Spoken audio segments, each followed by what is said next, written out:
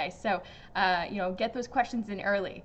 So great. So welcome everyone. So excited to be here with you today. If you do have a question, I'll get to that after our topic, but just put your question in all caps. And then put your questions. That way we can go through and find those questions, because the chat gets a little bit crazy sometimes. So we want to make sure that we're getting those questions and they're standing out. Okay, so today I really wanted to talk about one of my favorite topics, which is networking. I really love talking about this subject because it's such a big part of job search, professional development, career planning. It's a really major piece in all of those things. And the worst part is everybody hates doing it because it's something that we're not used to. It doesn't feel comfortable. It's not normal to network unless you're super outgoing and you're a super connector. So a lot of people shy away from networking. And I have to say that I was one of those people, a few years ago, I was so shy. I didn't want anything to do with professional development events, networking. It was really uncomfortable for me. So I really stayed away from it. But then I realized the importance of connecting with people in my area and building a network and developing this networking skill, because I realized once I started working here how important it is for, in all areas of your career, whether it's your professional development, like I said, your long-term career plans, your job search, anything like that. It always comes into play. Not to mention, making connections in your area is always helpful because you're gaining new friendships, you're gaining confidence in yourself, you're gaining transferable skills in some cases. There are so many benefits to, building a local network. So, I kind of wanted to throw this image out to you guys, to kind of get, change your perspective on networking. If you really hate it, if you feel like I'm too shy, I'm too awkward, I'm too unconfident to do this, you're not, because believe me, I never want to go to these things, and I've completely done a 180. I love going to networking events. I love connecting with people now, and it's kind of second nature to me, which I never thought I'd ever say.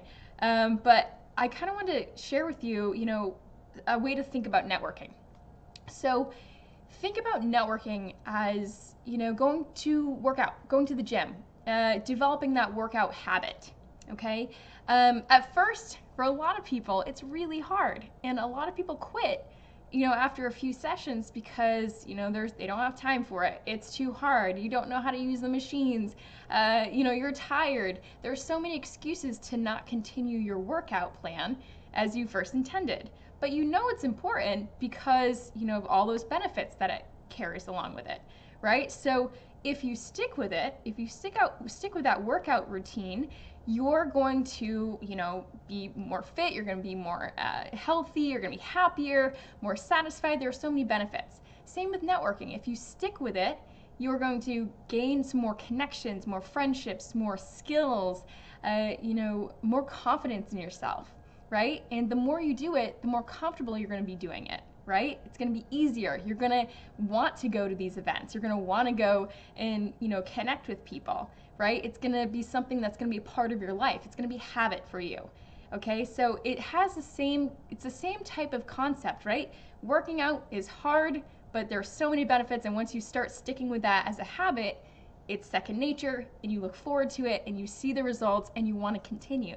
Same thing happens with networking, right? So it's really important that you start incorporating this into your life if you haven't already. Make it a habit. Make it something that's a part of your life on a weekly, monthly basis, okay? Because the more that you do it, and this is what I found, the more that you do it, again, the more comfortable you're going to be going to these events. Your conversations are just going to, they're going to be second nature. You're not going to have to read, a bunch of icebreaker questions before you're going to an event. You're not going to feel as intimidated every time you go into a room with new people because you know how to do this. It's a muscle. You've developed this muscle to network. And, the more that you do it, the easier it's going to be. Now, my number one tip in terms of getting out there and networking is to immerse yourself into your community. Okay, this is such an easy way to build up a strong local network. Okay, and this has been my goal for the last few years, and I've really focused on it. And joining professional development groups, joining boards, doing local activities, making sure that you're staying in touch with, if you live around your college like I do, staying in touch with your alumni group. There are so many things that you can do to be involved in your community and build up your network. Because, just being able to meet with these people on a weekly, monthly basis might not seem like it's networking because it's something that you're doing. You're giving back to your community, but you are networking. You're creating these relationships with people in your area, and you don't know who they're connected to. In fact, you'll find, like I did, that a lot of the people know each other. It's a small community. And so you're constantly cross-networking. You're constantly going to the same events. You're constantly being introduced to people that you've heard about in your community, and it's just a great way and an easy way to start that networking habit, right? So, again, join a local board for a cause that you're passionate about. Go to a professional networking events. Start getting involved in those types of events. Alumni groups. Anything like that can really, even sporting like clubs or leagues or anything like that. It's a great way to, start meeting people in your community and networking and building up that networking muscle. So I would love to hear, if you're comfortable sharing in the chat, what are some things that you're doing in your community that have led you to meet new people and build up a great network? I'd love to hear some of the things and activities and groups that you're a part of that will, that have really benefited you in terms of, again, friendships, networking connections, confidence, skills, anything like that. I'd love to hear more. Okay, so that's kind of my little networking spiel today, but I'd love to hear your comments in the chat if you want to share. But if you have any other questions about networking or anything else, I'd be happy to answer those for you. All right. Oh, hi everyone. Hi Kimberly. Hello, I got an internship at CLE Clinic using your advice. That's so great. Congratulations. That's so exciting. So happy to hear that. I love that. Awesome, thanks for sharing.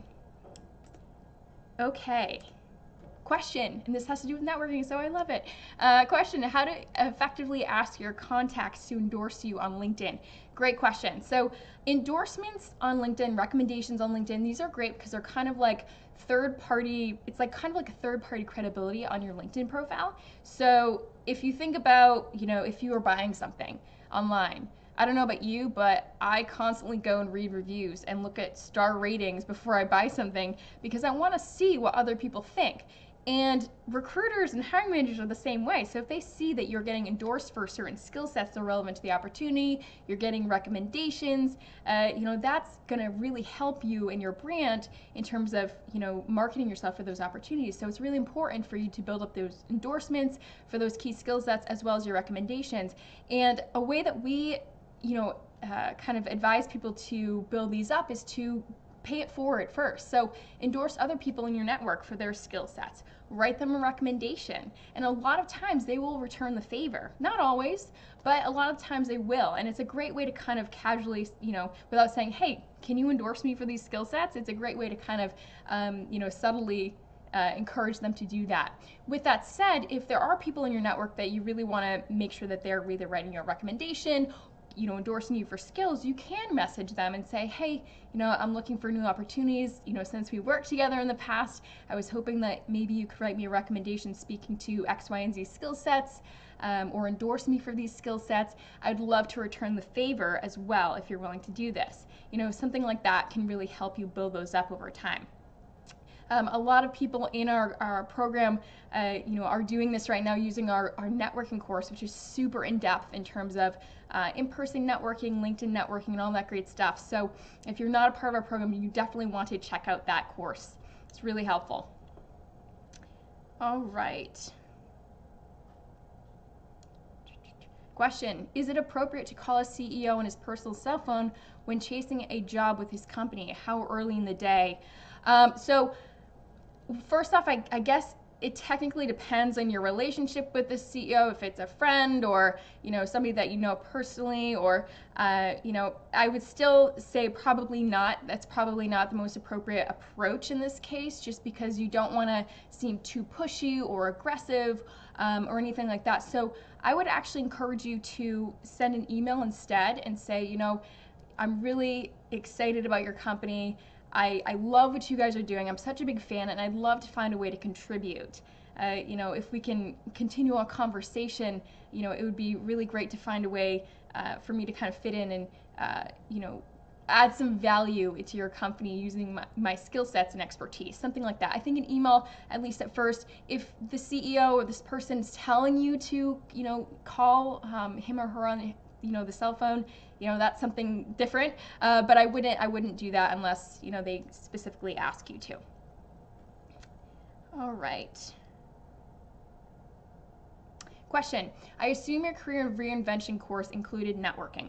Is that course recorded and available for monthly paying Work It Daily members? Yeah, so the Career Invention Challenge was all about changing your perspective, changing your career story. A lot of people are weighed down with negative experiences that they've had in their life and career, and they're letting it affect their career moving forward in terms of their branding, in terms of their confidence, how they're marketing themselves to employers and to people in their network, and it's really holding them back from opportunities. So that whole challenge was about changing your perspective, changing that story so it's more positive, so you're moving forward with the best, right foot forward, right? So that is a challenge. That course is included within our monthly subscription. And that also includes the networking course. So if you sign up for our monthly subscription, you'll get access to all of our courses inside Work It Daily. We have resume courses, networking, LinkedIn, job search, salary negotiation. We have everything under that umbrella. So if you are finding yourself going to the site and you don't have access, but you're a paying member, just make sure that you're logged in. Okay? Perfect. Okay, question. Is it acceptable to reach out to an employer a week after you applied regarding the status when you haven't heard back by email or phone yet? What if you can't find their HR's contact info? So you can reach out, 1 to 2 weeks after. If you haven't heard anything, I'd send an email, saying, hi, I just wanted to let you know that I applied for X, Y, and Z opportunity. I'm a huge fan of your company, and I'm looking forward to finding a way to contribute. Is there anything else you need from me at this point in the process? I'd be happy to provide that for you. And something casual like that. End on a question, encourage a response. If you can't find the HR manager's information, the hiring team, or anything like that, go to LinkedIn, see if you can find them on there. You can either also use hunter.io to try to find email addresses. You can't always find them, but it's definitely another resource to look at in terms of finding the information. All right. Question, why do recruiters ask how active you are in your job search? What's the best answer? So they'll ask you just to kind of gauge your, intent. What are you looking for? Are you really aggressive in your search? Are you trying to find something, just with this company? Are you casual? Are you a passive job seeker? Are you active job seeker? Just trying to gauge interest there. To answer this, I typically recommend that people say, yes, I'm looking at other opportunities as well, if you are looking at other opportunities, but I'm really excited about your company in particular because your mission really resonates with me because of X, Y, and Z, and this is my top choice. I'd love to work for you guys, and I'd love to find an opportunity with you, but of course my options are open at this point as well. That way you're telling them, yes, this is something I want to pursue. You're my top choice because your mission or whatever resonates with you. You have a connection with this organization. It's much more than a paycheck it's much more than a paycheck to you. So, you're telling them, yes, of course I'm open to opportunities, but I would really like to work for your company over any other company. Okay, fall back on that connection story. Why this company over any other company? To show them that yes, this is an opportunity you're dedicated to, you're committed to, you're following through, and you want to pursue an opportunity here down the line. Let's see.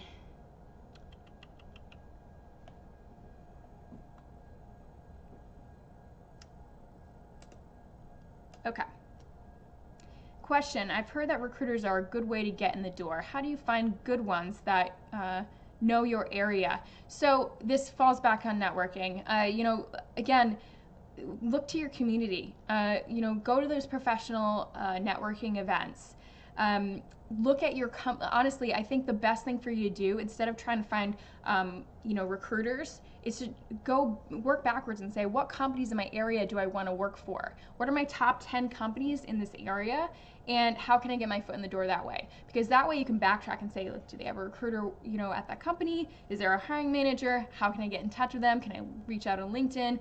Do they have contact information on hunter.io or on the job description? You can kind of work backwards, but that way you're not just kind of going randomly for any recruiter. You're really focusing and targeting those opportunities, those companies that truly you respect, appreciate, or admire, and you really want to work for.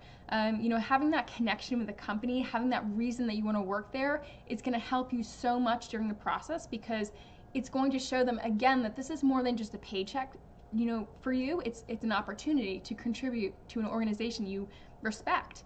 And if you can work backwards, you're going to find yourself going into opportunities that you're excited about. And it's easy to talk about the company, talk about how you're going to contribute when it's something that you're passionate about.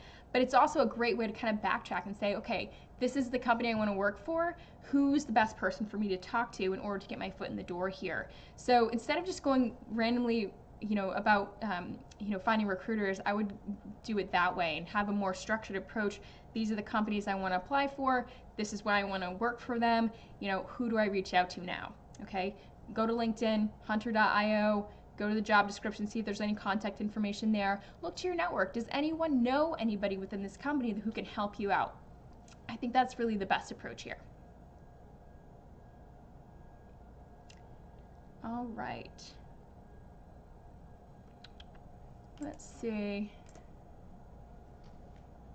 Question: if I reach out to someone I do not know on LinkedIn, and yes, I do include a note, great, and I get no reply even though the person has viewed my profile, is it worth reaching out again later?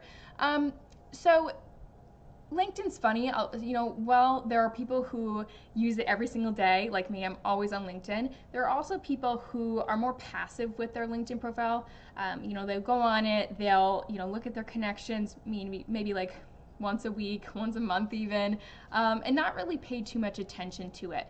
If you invited someone to connect, you included a personal note, and they looked at your profile, but didn't accept your connection, you don't really know what's going on there. Maybe they got sidetracked. Maybe they, didn't end up following through with the, accepting your request. Maybe they just didn't feel comfortable for some reason.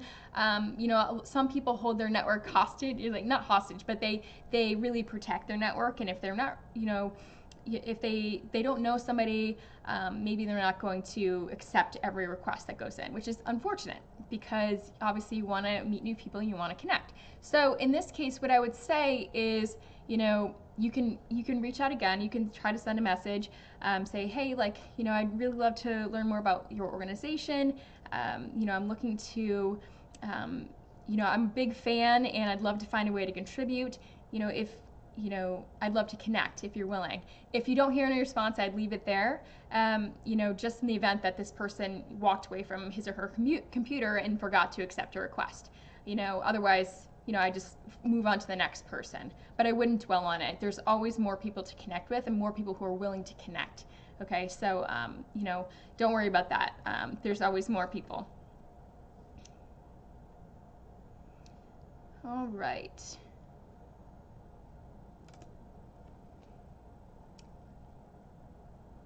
Okay, question.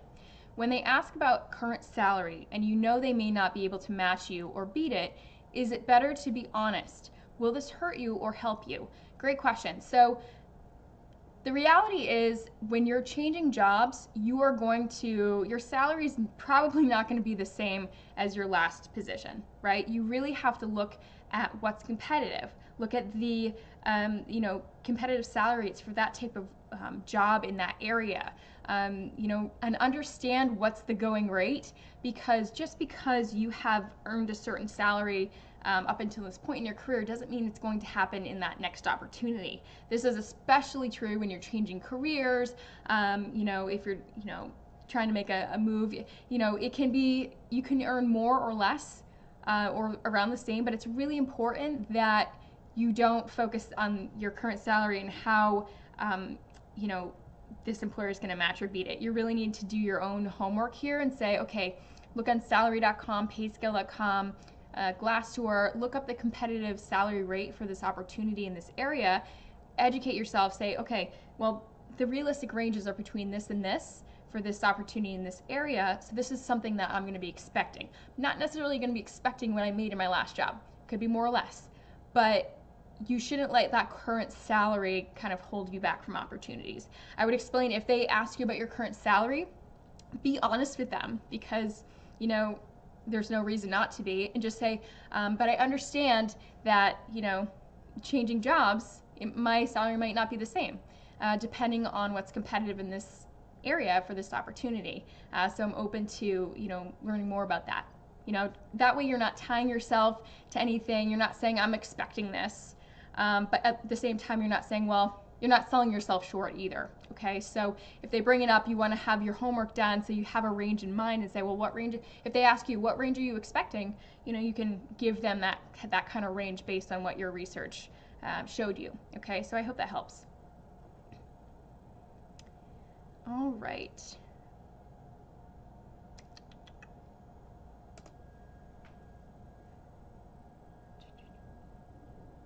Okay, question. I just landed a temp three-month job which starts next week, but I'm also waiting to hear if I made it on a direct hire job. Suppose that direct hire wants to hire me when I'm on the temp job. Okay, so if this happens to you, so first thing you want to keep in mind is that temp jobs are, like, most people understand that this is a temporary position for you. You're obviously looking for something more full-time. I would just keep going with that process with that other company, and if you get an offer, just talk to whoever you're working with at that temp agency and explain the situation, and say, I've got hired full-time, this is the situation, what do we do at this point? So that way, you don't have to, again, it's a temp opportunity, so they'll have somebody else to fill it, hopefully, but just explain it to whoever you're working with at that agency and say, what's the next step here? I would even go a step further and say, talk to the person you're working with at the agency and say, look, I'm in the process of looking for more full-time jobs. What do I do in the event that I get an offer at this point? Okay, so that way you can just kind of get a feel for the next steps if that were to, happen. You're getting that full-time job.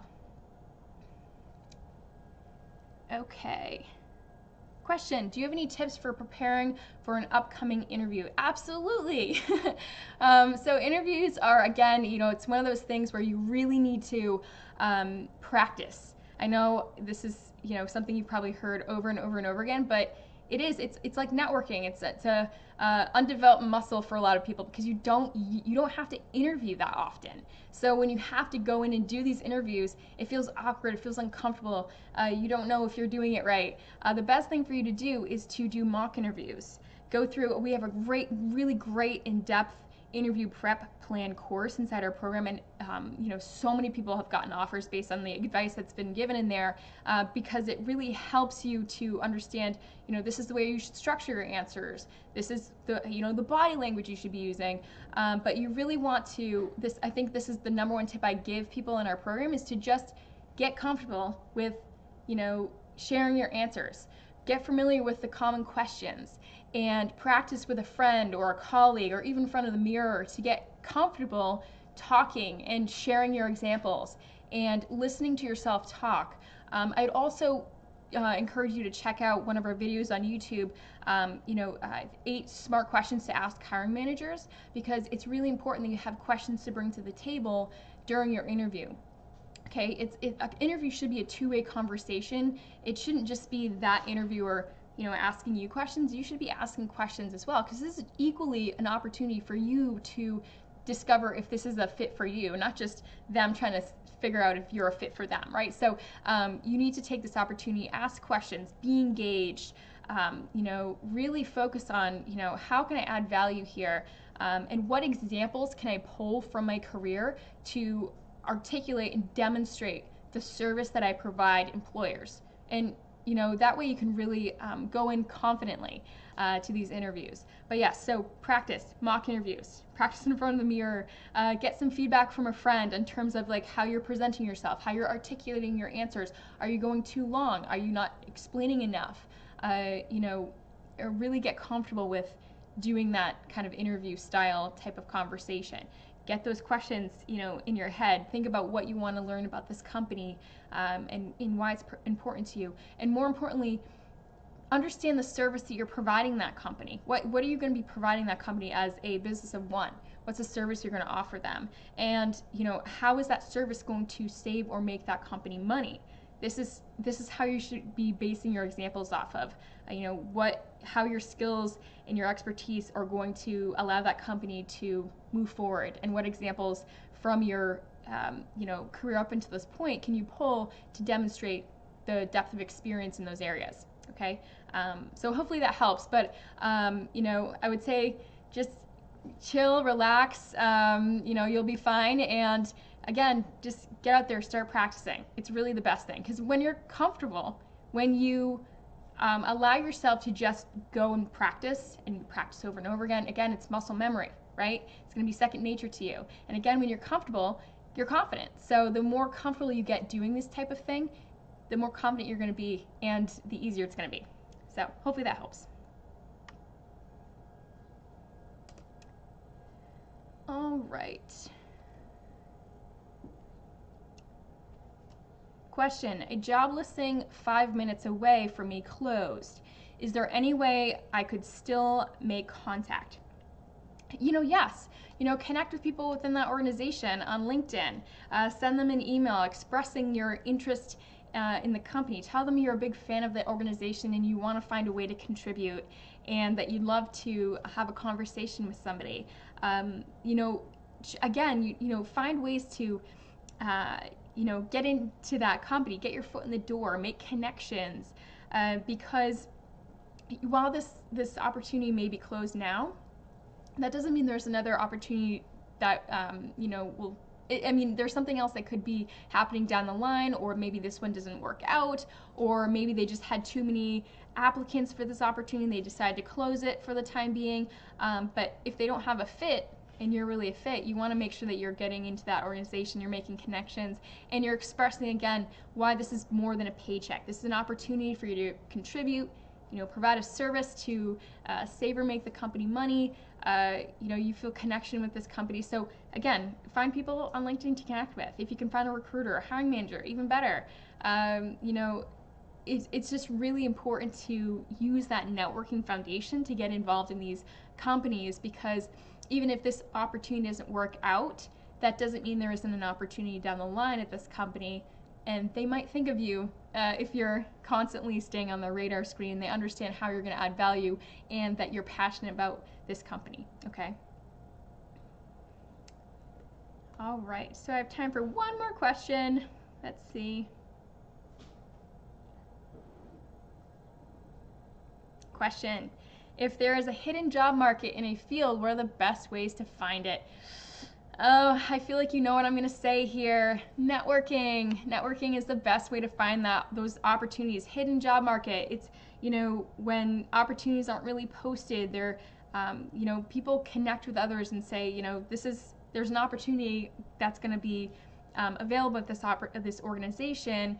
I have someone in mind for it. You really want to focus on those networking efforts. So if there's an industry, there's a company, that wherever this group that you want to get involved with and find opportunities, focus your networking efforts there.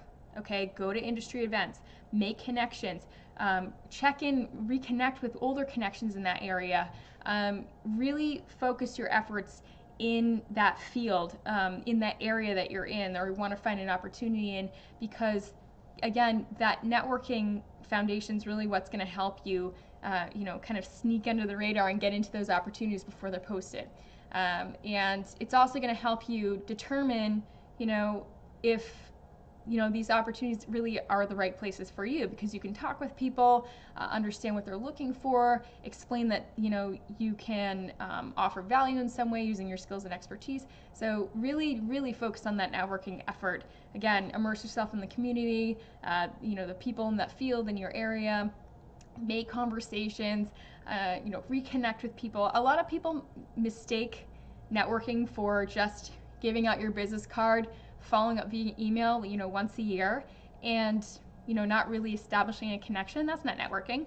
That's not networking at all. You really need to constantly reconnect with people, keep on the radar screen, because if you do that effectively, they're going to think about you if there's an opportunity that's a good fit for you, and they're going to recommend you for opportunities. They're going to make introductions to you, for opportunities to you, and it's really just the best way to do it. So don't just say, I met this person once and we're great connections. No, you have to constantly find ways to reconnect. One way that I thing that I do to reconnect with connections in my area is to invite them to events that I'm going to and say, hey, did you see this event that I'm going to? It's going to be really fun. You're in the area, you might as well come and have a glass of wine. You should meet some new people. It's going to be really fun. And that's just an easy way to kind of open that conversation again, get reconnected, invite them to an event, offer value in that case, and just kind of establish that connection. You don't have to talk with them every week, no, but it is important to regularly reconnect, find a way to start a conversation, keep in touch. That way you are going to stay on the radar screen in the event an opportunity comes up. So long answer to that, but I hope that helps. Hidden job market really in the end is all about networking. Okay. Great. So I hope that was helpful for you guys today. 30 minutes is up, unfortunately, but these sessions are always super fun. Be sure to tune in again next week at 1 o'clock. We'll have another session of office hours, and of course, be sure to check out our premium subscription, monthly subscription. You can save $10 a month if you use a coupon code office hours, and you can really get in there, get into our community, see what it's like to see all the success of the people who are in there. Every week people are finding jobs, going from zero confidence to over the moon and getting offers, and it's really exciting to see people doing that. So definitely check it out. So great. So I hope you guys have a great rest of your week, and thanks so much for joining me. Bye.